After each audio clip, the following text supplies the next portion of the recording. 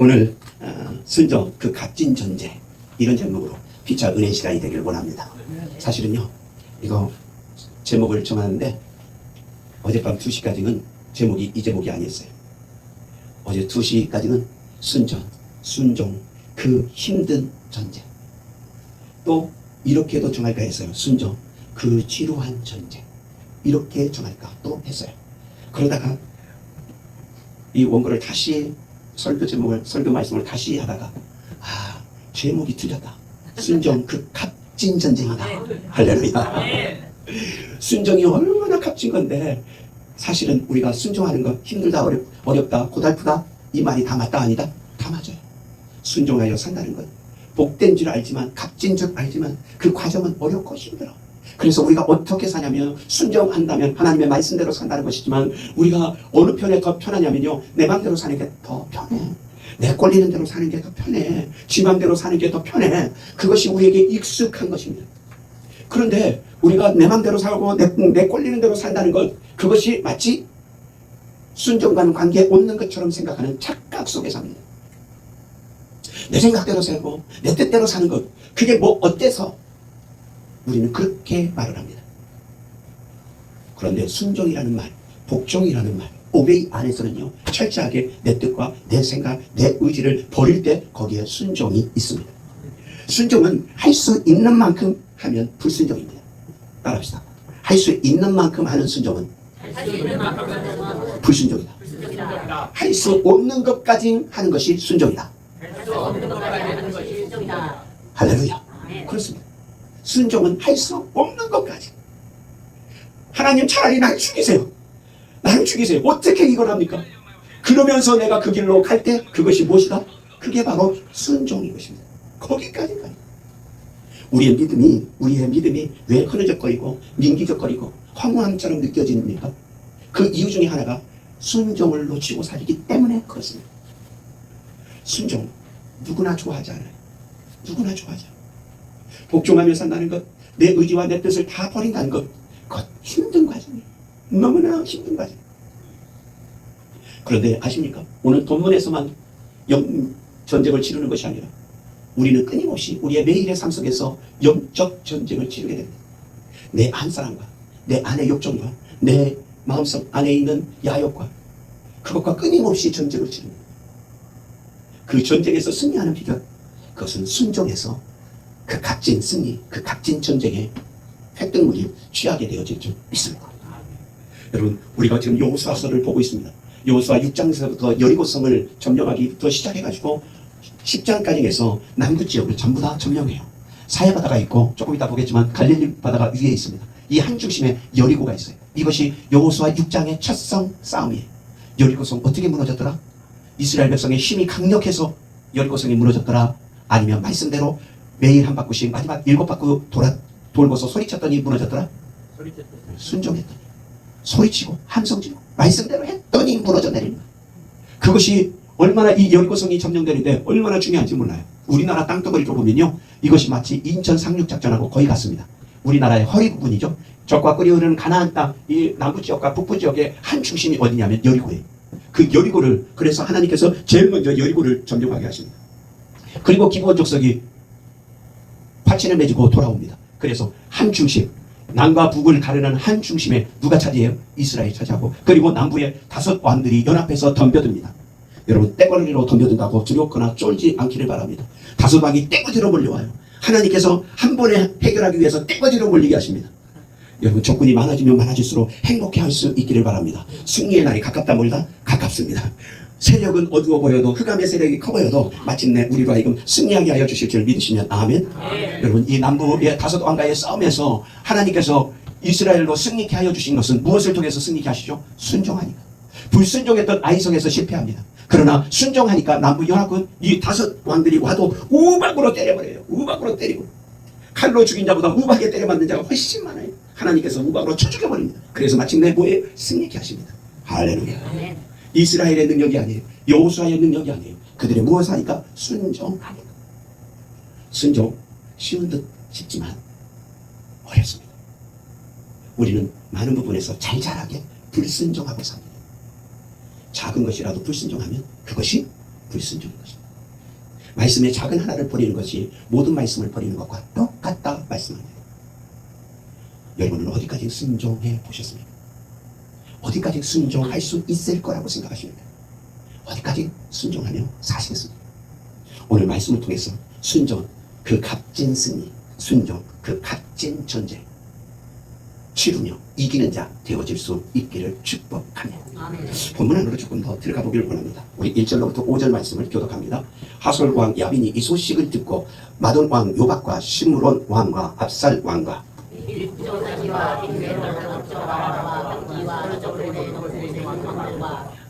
동쪽과 서쪽의 가나안 족속과 아모리 족속과 헷 족속과 브리스 족속과 산지 여부스 족속과 미스바 땅 헤르몬 산 아래 시리 족속에게 사람을 보내매 그들이 그 모든 문제를 보내와 백성이 많아 해변에 산마를 보내고 말과 병으로 많았으며 같이 읽겠습니다. 이 왕들이 모두 모여 나와서 이스라엘과 싸우려고 메론 물가에 함께 지쳤더라. 할렐루야. 메론 하솔왕 야빈이 가나안 족속들 전부 다 모아집니다. 여러분 여리고성 우리가 6장에 보았지만 여리고성에 25배나 큰 성읍입니다. 큰 성읍. 우리로 쉽게 표현하면요, 이 여리고성은 길이가 30km 정도 됩니다. 30km. 이쪽에서 저쪽까지 30km. 그러니까 지금으로 우리나라로 하면 지방도시 정도, 위성도시 정도 될 거예요. 30km니까. 직경이니까. 근데 하솔성은 직경이 어느 정도냐면요, 200km. 200km면 여기서 어디까지 또 길이가 돼요? 대전 가까이까지 갑니다. 서울에서. 어마어마하게 큰 거리 아닙니까? 그 정도예요, 그 정도. 그러니까 이 길이가 25배. 여러분 형제들 모이면 큰 집에 모여요? 작은 집에 모여요? 큰 집에 모여. 그 집이 요즘은 옛날에는 형제들 사이에 제일 큰 집이지만 요즘은 그런 뜻이 아니라 큰 집에 모이는 게 무슨 뜻이에요? 형제들 가운데 막내여도 그 집이 제일 크면 그 집에 모이잖아. 그렇죠? 큰 집에 모이는 그 하솔에 모이는 이유가 뭐예요? 첫째는 그 주변에 우두머리예요. 이 야빈이 하솔성 왕 야빈이 그 중에 우두머리, 북부 지역의 우두머리예요. 이 지도를 보면 아까 보았던 다섯 왕이 있는 곳은 요 아래 여기입니다. 여기. 그래서 다섯 왕과 여리고가 요 아래에 있는 거예요. 요 아래. 그리고 오늘 성경에 말하는 7족속, 그렇죠? 가나안의 7족속이 여기서부터 시작해서 다 있어요. 가나안, 브리스, 가나안, 그리고 기르가스, 헷 족속, 키위 족속까지 저 헬몬산까지 해가지고 다 위치하고 있는 거예요. 아모리 족속까지. 여러분, 우리 성경에서 헷 족속이라고 기록되어 있지만 헷 족속이 그 세계사 역사에서는 무슨 족속이라고 해요? 히타이트족이라고 표현해요. 히타이트. 나라로는요, 철기 문화를 제일 먼저 발전시키는 나라가 이 나라예요. 그렇기 때문에 하솔이라는 이 성이 헷 족속 안에 있잖아요. 가장 강력한, 이 가나안 땅 안에서 가장 강력한 힘을 갖고 있는 그 성이 하솔성. 그 중에 야빈이라는 이름의 뜻도 재밌어요. 야빈이 지도자라는 뜻이에요. 우두머리라는 뜻이에요. 우리 요즘 익숙한 말 수계라는 말이에요. 우두머리. 가장 야빈이 이 왕인 거예요.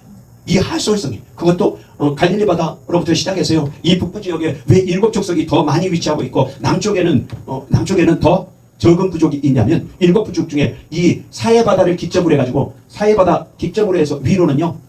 여러분 언젠가 이스라엘을 가보세요. 여기서부터 여기까지 다 푸르러요. 평원과 평지화 그리고 농사물 너무 잘 되어지는 곳이 여기서부터 시작해서 위로 다해. 그리고 이 아래 예루살렘이 있고 그러는 베들레헴이 있는 이 아래쪽이요. 남부 지역에는요. 산야가 많아요. 산지가 많아요. 산지가. 그래서 사실은 이 비옥한 곳으로 따지면요. 이 북부 지역이 너무너무 비옥한 거예요. 그래서 이곳에 7족속이 거의 위치하고 있는. 그런데 거기에 야빈이 백방이거든. 야 모여봐. 우두머리니까 다 모이는 거예요. 더군다나 무슨 소식을 들었다고요? 이들이 아래 5 왕이 연합해서 싸웠는데 한 번에 쳐맞아 죽었더래. 그 말을 들었기 때문에 위에 있는 북부 지방 이 야빈 입장에서 이 북부에 있는 모든 사람들은요 두렵고 떨린 것입니다. 그래서 뭐 하는 것이 사는 길이다?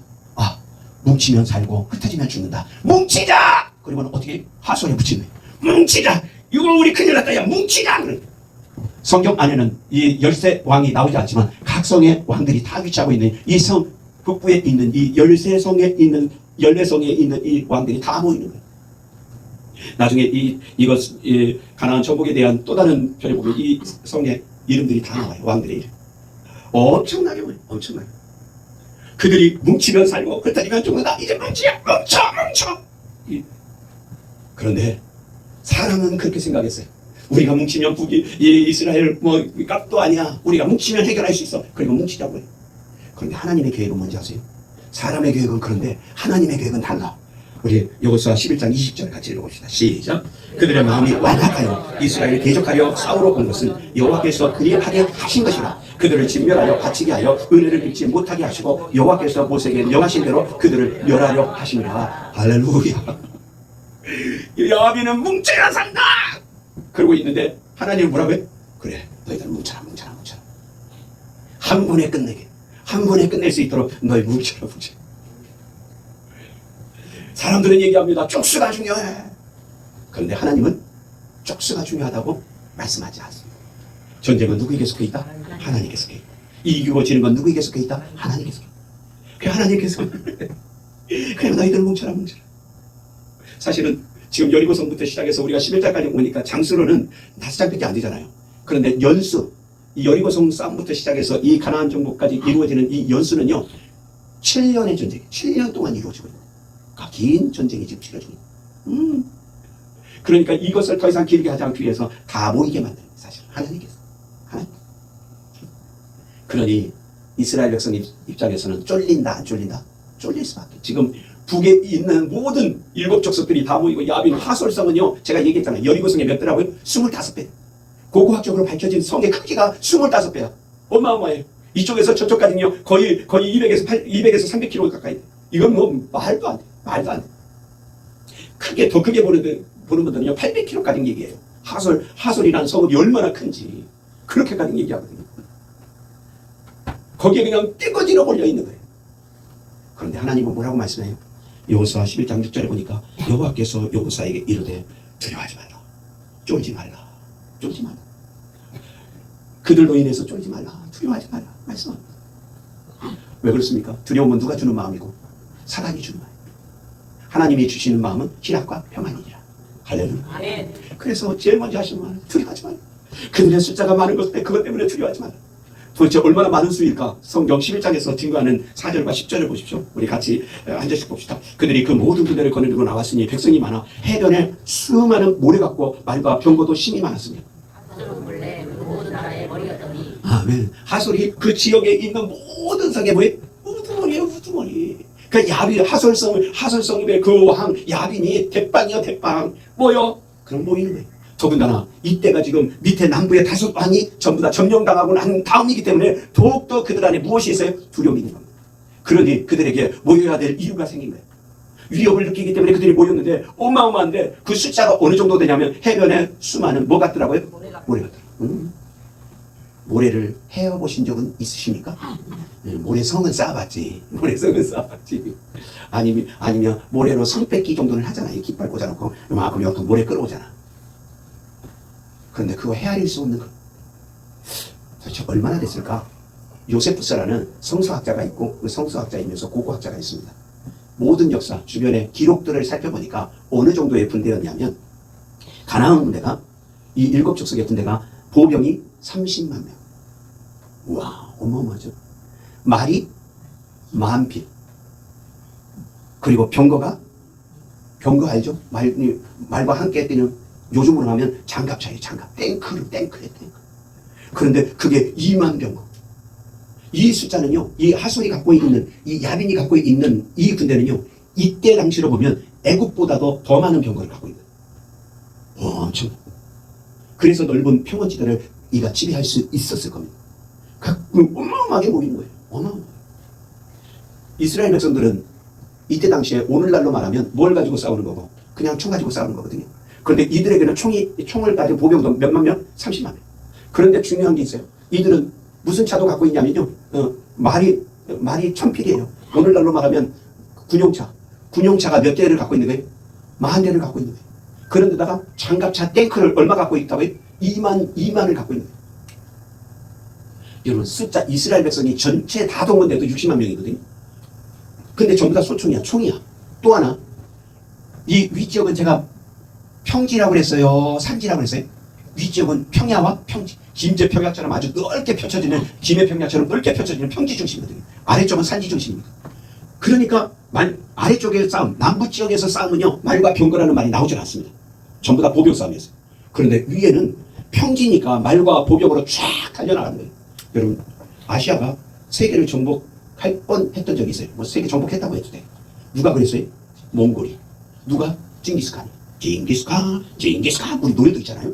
그 징기스칸. 그런데 징기스칸이 유럽까지 점령할 수 있었던 가장 큰 이유가 뭐예요?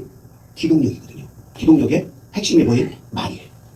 몽골인들이 그냥 와 그러면 달리기 시작하면요. 유럽 사람들이나 중국 넘어서 그쪽 아시아 사람들은 생각합니다. 아, 이만큼 올 거야. 이제 올 거야. 이제 하루길이면 이 정도니까 이만큼 올 거야. 그렇게 생각합니다. 근데 그래서 내일쯤 전쟁 치를 테니까 오늘 갑옷을 입자. 갑옷을 입고 있는데 이미 뭐해? 그들은 들어와 버려요. 그래서 점령하는 거예요. 그래서 대몽골 국가를 이 세계 제국을 이룰 수 있는 기틀이 돼요. 우리나라도 그런 일을 한번 당한 일이 있습니다. 박정희 대통령 때 김신조 일행이 뭐해? 남한으로 군사가 내려옵니다. 30명인가가 내려와요. 그런데 우리 국군들이 넘어왔대. 그러니까 시간 계산하고 하루길이면 얼마니까 어디 거기 너희들 잘 뭐하고 있어? 그거 잘 지키고 있어. 길목을 지키잖아요. 길목을 지키고 있는 거예요. 그런데 김신조 일행 북한산까지 올 때까지 그들을 발견하지 못했다? 발견하지 못한 거예요. 이유는 딱 한 가지예요. 뭐 때문에? 생각지 않게 와버려요. 생각지 않게. 거리를 뛰어넘어서 오는 거예요. 이것 제가 조금 더 지금 넘어갔어요. 설교가. 어머. 하나님께서 뭐라고 말씀하시냐면요. 그렇게 많은 군대 때문에 두려워하는 그에게 뭐 하지 말라? 두려워 말고 쫄지 말라. 우리 6절로부터 9절까지 같이 교독합시다. 여호와께서 여호수아에게 이르시되 그들로 말미암아 두려워하지 말라. 내일 이맘때에 내가 그들을 이스라엘 앞에 넘겨주어 몰살시키리니 너는 그들의 말 뒷발에 힘줄을 끊고 그들의 병거를 불사르라 하시니라. 여호와께서 그들을 이스라엘 손에 넘겨주셨기 때문에 그들을 격파하고 큰 시돈과 미스르봇 마이까지 추격하고 동쪽으로 미스바 골짜기까지 추격하여 한 사람도 남기지 아니하고 쳐 죽이고.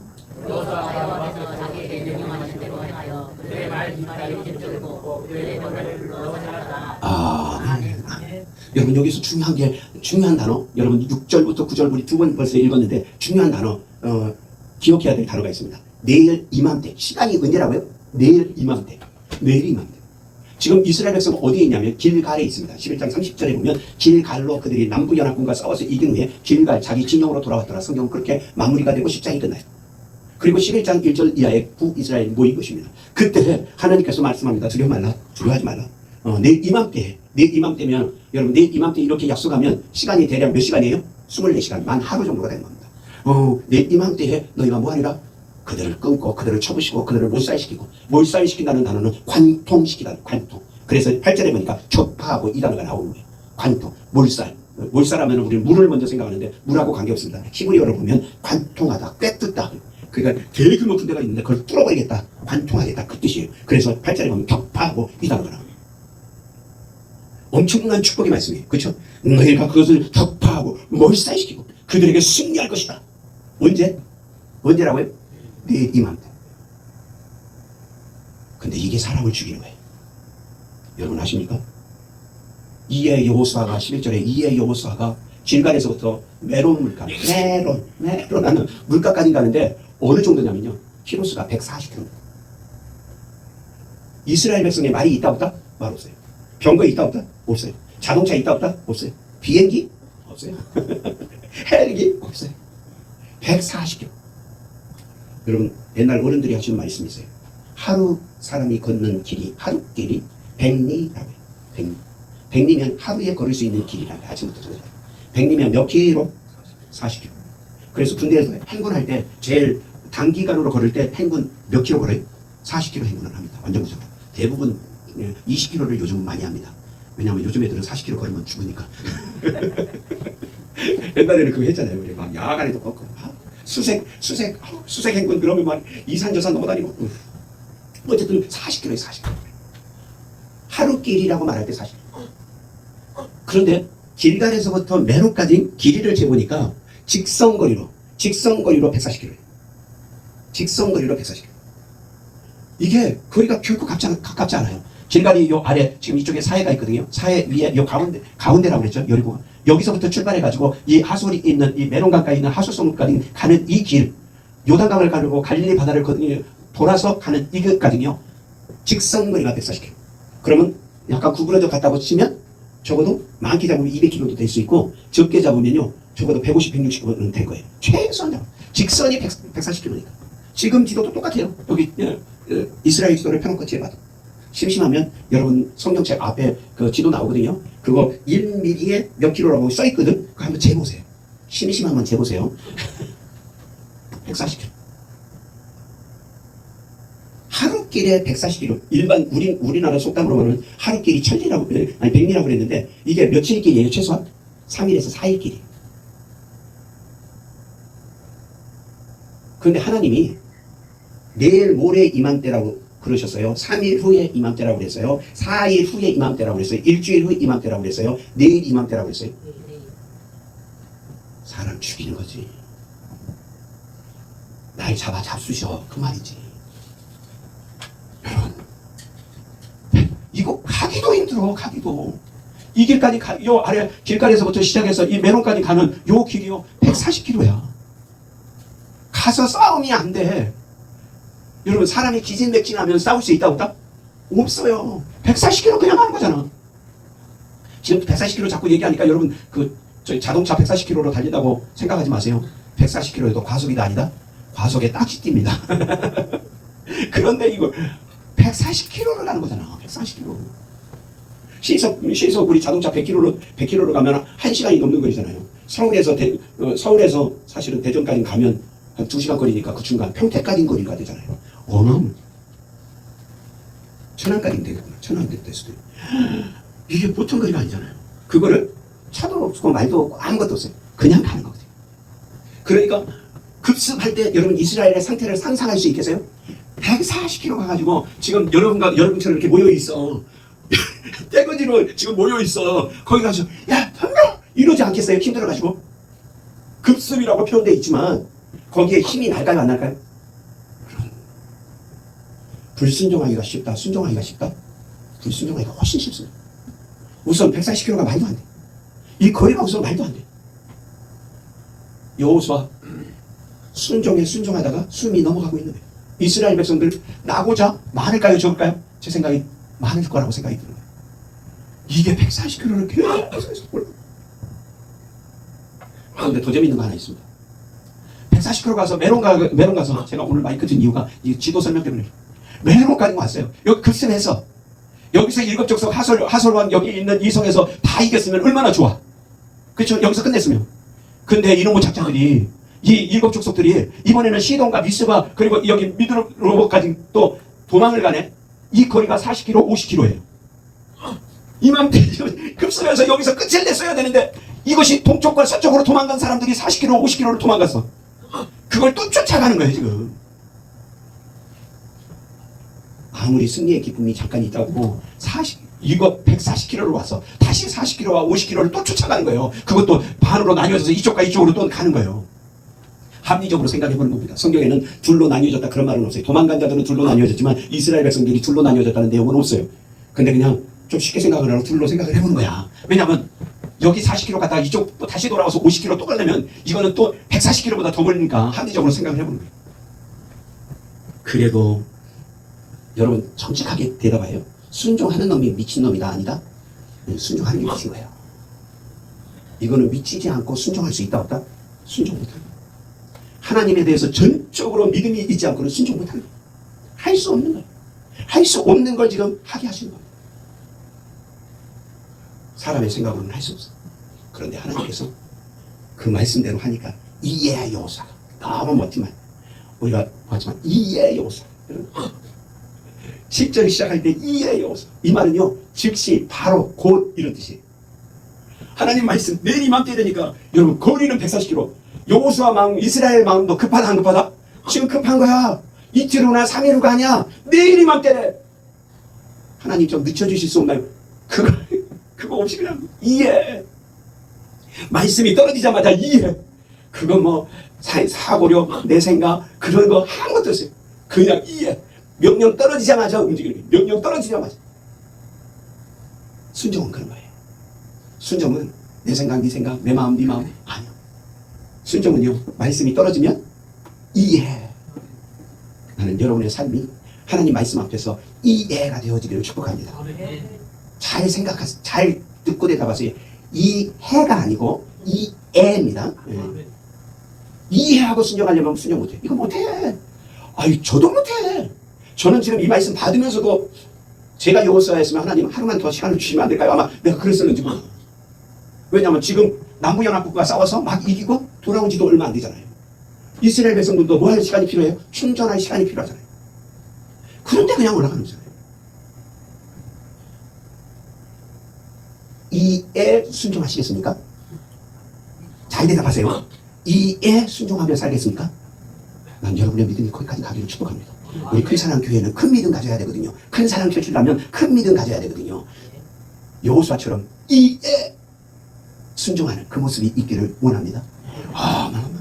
그래서 하나님께서 말씀하신 대로 칼날로 쳐서 하소를 치고 그 왕들을 씹으면 다 성읍들을 불살라버리고 그리고 말의 힘줄을 다 끌어버립니다. 하나님께서 말씀하신 대로 그냥 여호수아의 무기는 딱 한 가지예요. 칼과 창이 아니야. 무엇밖에 없어요? 순종이 가장 강력한 순종하는 거예요. 순종하는 하나님이 하라면 이해가는 거예요. 이해가 아니야. 이해가는 거예요. 그냥 뭐 가는 거예요. 승리는 누가 주시기에? 하나님이 주시기. 북부의 이 지역들을 다 쓸어버립니다. 그 결과가 무엇입니까? 11장 23절에 이에 그 땅의 전쟁이 그쳤다. 7년의 전쟁이 끝이 나. 그러니까 북지전, 부족별로의 싸움, 지파별로의 싸움은 조금씩 남아있지만 전체의 싸움은 끝이 나요. 순종이 아름다운 열매, 결실을 갖게 되어집니다. 하나님의 말씀대로 그는 진멸합니다. 진멸. 우리가 생각할 때 너무 잔혹하다고 말하는지 모르지만 이것이 헬렘이라고 하는데 헬렘. 진멸하여 뭐했다? 바쳤습니다. 사람을 죽이고 동물들을 죽이고 그것들이 하나님의 말씀을 따라 드리는 것은 뭐라고 해요? 그것조차 예배에 해당되는 거예요. 진멸. 다 말들의 힘줄을 다 끊어버립니다. 말들의 힘줄을 다 끊어버립니다. 여러분 사람도 그래 똑같습니다. 아킬레스건이 나가면 사람이 걸어는 다니고 하지만 힘을 줄 수 있다 없다? 힘을 못 줘요. 달리기가 쉽다 어렵다? 어렵습니다. 말도 말 힘줄을 끊어버리면 뒷발 힘줄을 끊어버리면요 뭐로는 사용이 되냐면 농업용으로는 사용이 돼요. 농업용. 막 달리지 못하고 뭐라고 그래야 되죠? 이거 그냥 일반 일들을 하는 농사짓는 일로는 쓰이겠죠. 그런데 전쟁용으로는 쓸 수 있다 없다? 쓸 수 없어요. 다 끊는다. 왜 끊느냐? 오늘 여호수아에게도 그 말씀을 하셨지만 신명기 17장에도 이미 하나님께서 너희에게 왕이 누가 되고자 해서 왕이 되면 너희는 이렇게 하라. 그리고 이미 말씀해 주신 거 있어요. 우리 신명기 17장 16절 17절 같이 읽읍시다. 시작. 그럼 병마를 많이 두지 말 것이요 병마를 많이 얻으려고 그 백성을 애국으로 돌아가게 하지 말 것이니 이는 여호와께서 너희에게 이르기를 너희가 이후에는 그 길로 다시 돌아가지 말 것이라 하였습니다. 그에게 아내를 많이 두어 그의 마음이 미혹하고 자기를 위하여 은금을 많이 쌓지 말 것입니다. 할렐루야. 이것이 왕에게 앞으로 이스라엘 백성의 왕이 생기면 왕에게 주어지는 하나님의 명령이에요. 그런데 이 말을 가장 많이 어긴 왕이 성경에 나옵니다. 누굴까요? 여러분과 제가 좋아하는 왕 솔로몬. 그래서 여러분 우리 자녀를 위해서 기도할 때 조심해야 될 거 하나 있어요. 우리의 자녀가 솔로몬 같게 해주십시오. 그럴 때 조심해야 될 게 있어. 솔로몬의 전반기만 갖게 해주시옵소서. 이렇게 기도해야 된다니까. 솔로몬의 후반기는 이거 다야. 이거 다. 그래서 결국 솔로몬의 후기가 아주 그리고 이 북이스라엘이 땅이 갈라지고 남북 분단이 되어지는 가장 큰 이유가 되는 거예요. 왜 하나님께서 이렇게 많이 주지 말라고 그래요? 그것은 모든 전쟁은 누구에게 속해 있기 때문에 하나님께서. 마병으로 싸우는 것이 아니라 하나님께. 이김은 누구에게? 하나님께. 승리는 누구에게? 하나님께. 전쟁은 누구에게? 하나님께. 시편 20편 7절 시작. 어떤 사람은 경고, 어떤 사람은 말을 의지하나 우리는 여호와 우리 하나님 이름을 자랑하리로다. 자랑한다고 표현되지만 의지하리로다. 여러분 우리가 의지할 분은 누구시다? 하나님 한 분. 불순종하는 가장 큰 이유는 내 노력 자꾸 생각하니까. 여러분 사무엘서에 보면 초대왕 사울왕이 버림받는 가장 큰 이유가 뭡니까? 아말렉 군대를 진멸하라고 그랬는데 진멸하지 않고 하나님께 제사드린다고 하면서요 소와 양이나 살치 모든 것들을 다 가지고 옵니다. 하나님의 말씀은 진멸이었어요.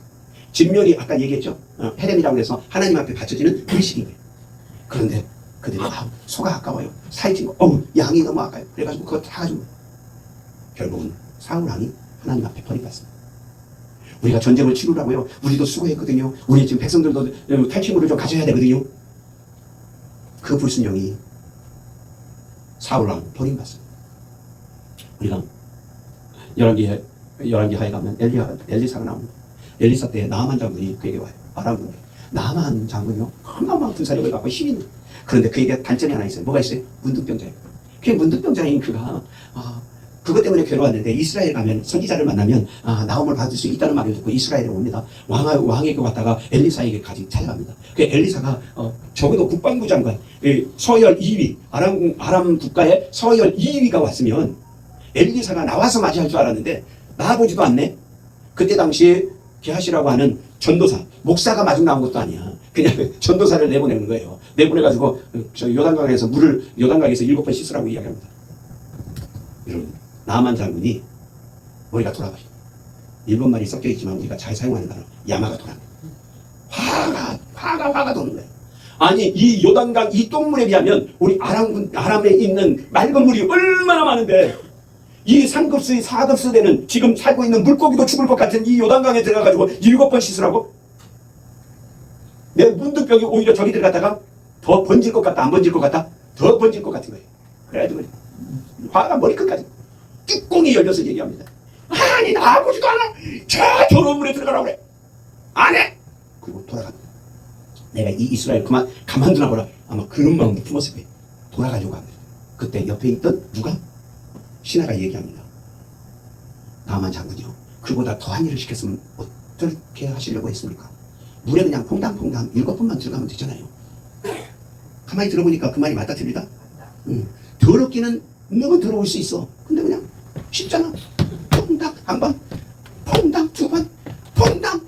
아유, 웃어주지도 않으니까 안 해. 제가 액션을 취해봤는데 웃지도 않아요. 7번을 그냥 그 말대로 합니다. 그런데 놀라운 일이 생기죠. 7번을 담갔더니 6번째까지 안 나타났던 게 7번째 나타납니다. 그게 뭐예요? 남 안에 있는 문둥병이 다 사라집니다. 그리고 성경에 보면 어린아이 피부와 같아졌더라. 할렐루야.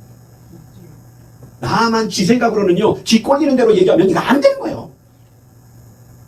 지 성질대로, 지 이해대로, 지 상식으로, 지 경험으로 보면요, 똥물인 거야. 우리나라에 더 맑은 물도 만든 거야. 1급수, 2급수가 있는데, 이 3급수, 4급수, 5급수 지금 있는 물고기도 이렇게 보니까 죽을 것 같은데. 그럼에도 불구하고 순종하고 들어가니까 역사가 나타나. 할렐루야. 여러분, 마태복음 25장에 보면 달란트 비유가 있습니다. 거기에 한 달란트 가진 자의 특징이 무엇입니까? 이렇게 말해요. 24절에 보면 당신은 굳은 사람이라. 주인의 평가를 누가 하는 거예요? 이 한 달란트 맡은 사람이 평가하는 겁니다. 당신은 굳은 사람이라. 심지 않은 데서 거두고 해치지 않은 데서 모으는 줄을 내가 알았으므로. 오해 정도가 아니야. 자기한테 한 달란트 맡긴 이 주인은 나쁜 놈이다 아니다? 나쁜 놈이라고 생각을 하는 거예요. 나쁜 놈이라고 생각해요. 그러니까 땅에 묻어버려요. 그러니까 지 생각. 나중에 어떤 결과가 나요? 이것에 불순종함으로 주인의 잔치에 참여하지 못한다? 주인의 잔치에 참여하지 못하고 내어 쫓겨요. 순종. 그 모든 것, 불순종, 순종, 어디 안에 있냐? 전부 다 내 마음 안에. 내 속꼬라지의 문제라고. 여러분, 최고의 순종의 모델이 여기 있습니다. 히브리서 5장 8절과 9절이에요. 8절 위에 읽어봅시다. 시작. 그가 아들이면서도 받으신 고난으로 순종함을 배워서 할렐루야. 그가 하나님의 아들이면서도 동시에 하나님이시면서 고난을 통해 순종. 어디까지 순종하셨다고요? 십자가에 죽으시고. 거기까지. 그 다음 9절에 그래서 성경은 이렇게 이야기합니다. 시작. 온전하게 되셨은즉 자기에게 순종하는 모든 자에게 영원한 구원의 근원이 되시고. 할렐루야. 자기에게, 예수에게 순종하는 모든 자에게 뭐가 되셨다고요? 영원한 구원의 근원. 그 생물 안에서 우리가 복음을 믿어 구원함에 이르는. 그런데 우리는 구원함을 얻은 것에서 끝나는 것이 아니라 순종함으로 축복의 열매까지 나아갈 수 있기를 축복합니다. 예수 믿는 것까지도 순종의 시작이에요. 그러나 그건 끝이 아니야. 말씀을 마치려고 합니다. 그리스도인의 정체성은 말씀의 순종에서 오는 것입니다. 그리스도의 정체성, 그리스도인 내가 어떤 사람이냐를 말을 할 때 내가 어떤 사람이냐, 한국인의 정체성, 미국인의 정체성, 중국인의 정체성 이야기하잖아요. 여러분의 정체성, 여러분은 한국인의 정체성이 아니라 우리는 하나님의 아들로, 하나님의 딸로, 하나님의 자녀로서의 정체성. 그것은 무엇입니까? 말씀에 순종하고 사는 것이 나의 정체성이 되어야 돼요. 이것이 얼마나 중요한지 몰라요. 여러분, 세상은 좌우로 항상 나뉩니다. 진보와 보수가 나뉩니다. 그리고 좌편이야 우편이야 이야기합니다. 여러분 중에도 좌편일 수도 있고 우편일 수도 있고 보수일 수도 있고 진보일 수도 있습니다. 여러분의 성향이. 그런데 그것보다 원론적으로 더 중요한 게 있어요. 그것은 여러분이 그리스도인의 정체성입니다. 아멘. 내가 보수에 있든 아니면 진보에 있든 이거야 옳다라고 얘기하면 여러분의 정체성이 상실되기 시작하는 겁니다. 하나님의 자녀의 정체성이 상실되는 거예요. 좌에 있어도 예스, 우에 있어도 예스. 그러나 거기서 더 중요한 게 있어요. 하나님의 말씀으로 무엇을 판단해요? 그것을 판단하고 그리고 그 말씀을 기준 삼아 사는 것.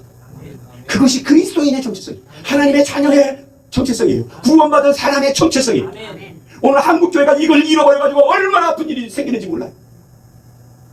나는 그것이 너무너무 왜 우리는 예수 그리스도를 본받지 않을까? 예수님도 아들이시면서도 순종했는데 우리는 왜 순종하지 않을까? 왜 한국교회는 순종을 자꾸 잃어갈까? 왜 순종과 복종이 나쁜 것이라고 이야기할까? 가슴이 아파. 우리의 정체성, 나의 정체성. 여러분이 구원받은 하나님의 자녀라면 나의 정체성이 어디냐는 거예요. 하나님의 자녀인 그리스도인, 크리스찬의 기독인의 정신은 어디에 있냐면요, 말씀에 있어요. 아멘. 그리고 그 말씀에 순종하는 것입니다. 아멘. 예수님이 그렇게 사셨으니까 너무 힘들어요. 우리는 예수님처럼 못 살 것 같아요.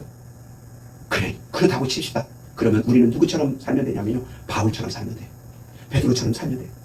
그들은 우리와 똑같은 육신을 갖고 똑같은 나이에 죽잖아요. 순교를 당해서 죽지만 죽잖아요. 바울의 고백서 안에 고백되어 있습니다. 바울이 뭐란 말이에요? 나는 내가 알고 있는 모든 것들을 뭘처럼 여긴다? 배설물로 여긴다. 또 내 생각, 내가 배운 가치, 내가 배운 기준, 그 모든 것 이전에, 예수 만나기 이전에 모든 것을 다 버려. 좌냐 우냐, 그거 내 생각, 네 생각, 그거 다 버려. 예수를 가장 고상하게, 예수를 아는 지식이 가장 고상한 것은 기준과 말씀이 어디로 갔어요? 이전에는 유대교에서, 이전에는 이스라엘 지파에서, 이전에는 할례를 행한 사람으로 아주 그냥 똘똘 묵혀있던 똘기가 그 안에 있었거든요. 똘기가 있었어요, 그 안에.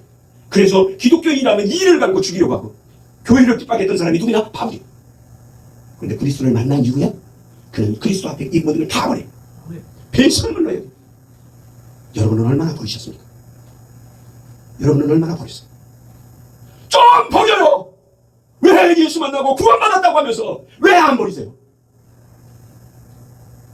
그러니까 순종하지 못하고 불순종으로 가잖아요.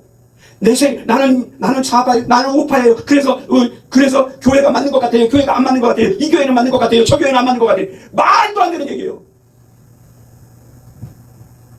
기준이 잘못했잖아요. 정체성이 잘못했잖아요. 속상해. 바울이 고백합니다. 배설물로 예수 만나기 이전의 모든 것을 배설물로 여긴다고 말씀한 그 이후에 그가 죽기까지 고백하는 말이 무엇입니까? 나는 날마다 죽노라. 바울 안에 모든 걸 버렸어도 나라는 찌꺼기가 여전히 있잖아요. 우리도 우리 목사님 저도 그래서 나라는 찌꺼기가 늘 있어요. 근데 그것을 말씀에 순종하기 위해서 날마다 죽노라. 그게 바울의 고백이에요. 베드로의 고백이에요. 예수를 진짜 만난 사람들의 고백이에요. 거기에 정체성이 있고 거기에 하나님의 자녀의 아름다움이 있는 것입니다. 다른 말로 하면 날마다 죽노라. 그 말은 날마다 순종하는 거예요. 날마다 순종. 그것은 값진 전쟁입니다. 물론 치르는 동안 다 힘들 수 있어요. 사람이 제일 어려운 게 누구를 버리는 게 어렵다? 나를 버리는 게 어렵고요. 누구와 싸우는 게 제일 힘들다? 나와 싸우는 게 제일 힘들어요. 가정 안에서 자녀와 부부 사이에 맨날 싸우고 찌지고 볶고 그런 것 같지만요, 밖에 싸움은 싸움도 아니야. 진짜 싸움은 내 안의 싸움. 이 영적 싸움에서 나의 기준, 나의 선 명확해야 돼. 그리스도인의 정체성은 말씀의 순종입니다. 아멘. 나와 여러분이 그 값진 전쟁을 지금까지도 치렀겠지만 앞으로도 치르고 주님 나라 갈 때까지 바울처럼 날마다 죽노라. 날마다 순종하노라. 아멘. 날마다 십자가 보고 가겠다. 날마다 예수만 바라보겠다. 날마다 말씀 따라가겠다. 아멘. 그 고백이 우리의 고백이 돼서 승리하는 우리 모두가 되어지기를 축복합니다. 아멘. 기도하겠습니다. 하나님 아버지 감사합니다. 우리가 날마다 순종하는 삶을 살게 하여 주옵소서. 아멘. 예수님의 이름으로 축복하며 기도하옵나이다. 아멘. 아멘.